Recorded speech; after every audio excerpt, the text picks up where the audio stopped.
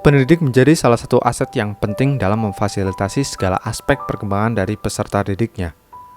Melalui pendidik profesional, akan berkembang sumber daya manusia berkualitas yang mampu memajukan peradaban suatu bangsa.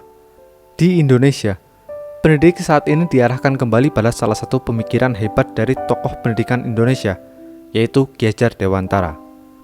Pada video kali ini, kita akan bersama-sama membahas pemikiran Ki Hajar Dewantara sebagai bahan refleksi yang patut untuk dihayati atau dijiwai, sebagai bagian dari ruh kekayaan intelektual yang mampu menerobos dimensi waktu.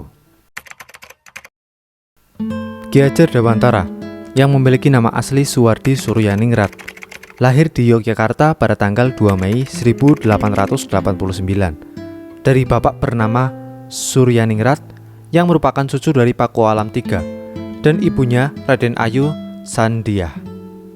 Ki Hajar Dewantara merupakan seorang bangsawan Jawa sekaligus tokoh nasional yang mempelopori pendidikan bagi kaum pribumi Indonesia pada masa kolonialisme.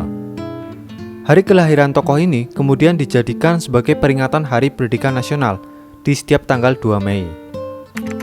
Pada tanggal 3 Juli 1922, Ki Hajar Dewantara membangun sekolah taman siswa di Yogyakarta, yang mana seluruh rakyat Indonesia berhak mendapatkan pendidikan yang baik.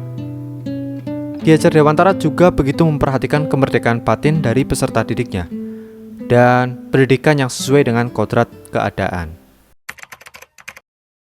Ki Hajar Dewantara dalam bukunya yang berjudul Karya Ki Hajar Dewantara bagian pertama tentang pendidikan tahun 1977 halaman 3 menjelaskan bahwa pengaruh pengajaran itu umumnya memerdekakan hidup batin manusia.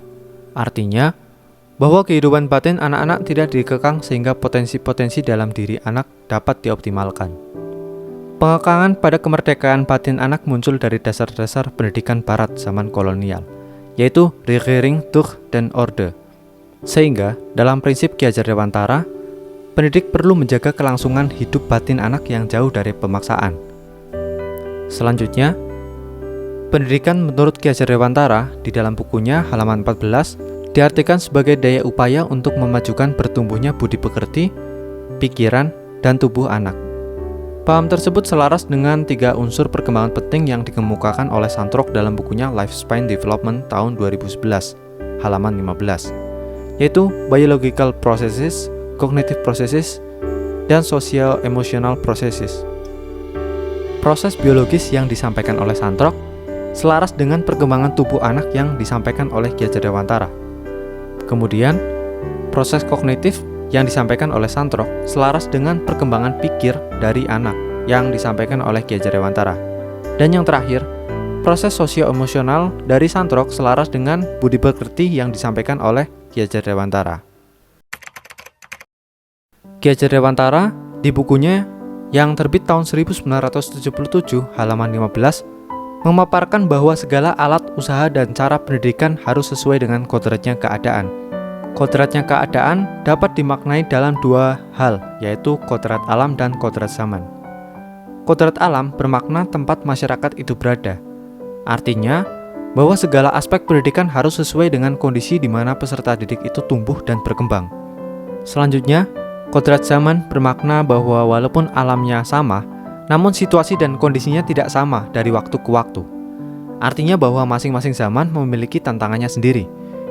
Misalnya, pada era industri 4.0 yang saat ini sedang terjadi, setiap aspek terintegrasi dengan teknologi digital.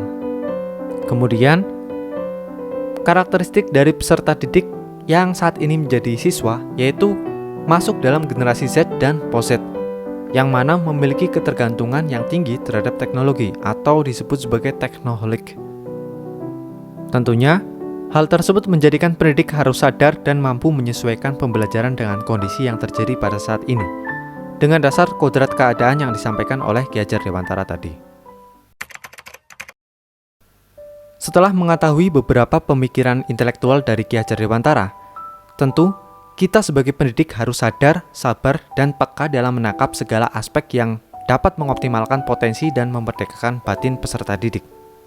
Melalui secuplik informasi ini, saya harap pendidik kemudian memiliki semangat untuk mendalami dan menjiwai pemikiran dari Ki Hajar Dewantara, sehingga mampu mengimplementasikan dalam pembelajaran di ruang-ruang formal maupun informal. Saya Anang, terima kasih.